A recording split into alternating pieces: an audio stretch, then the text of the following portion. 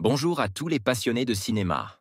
Je suis enchanté de vous retrouver sur ma chaîne Cinémadicte, où je vous propose les meilleures infos sur les nouveautés cinématographiques et les films déjà sortis. N'hésitez pas à vous abonner pour ne rien manquer des contenus captivants à venir. Allons-y. Salut à tous. Dans cette vidéo, je vais vous parler de Scam, la série qui a captivé des millions de jeunes à travers le monde. Je vais explorer les thèmes principaux de la série, les personnages marquants et l'impact qu'elle a eu sur la culture adolescente. Je partagerai également quelques anecdotes et réflexions personnelles sur ce que cette série signifie pour moi.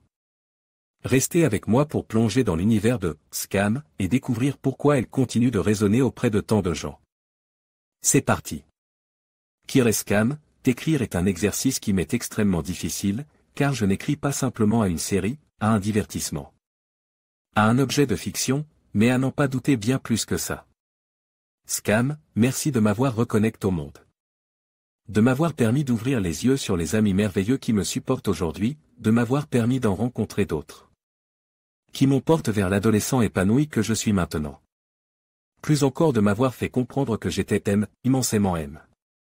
Merci de m'avoir montré la valeur de la vie qui m'était donne, chose pour laquelle je te serai toujours reconnaissant. Merci pour Sana, qui m'a appris à voir le meilleur chez les êtres qui m'entourent.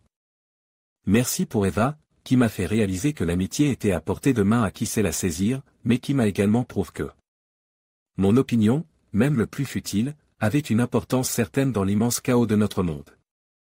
Merci également pour Nora, qui m'a rappelé que tout un chacun méritait d'être compris pour les combats personnels qu'il a à affronter chaque jour.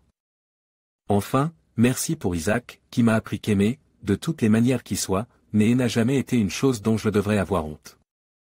Scam est arrivé à un moment de ma vie où j'avais décidé de fermer les yeux sur tout ce qui valait la peine de la continuer.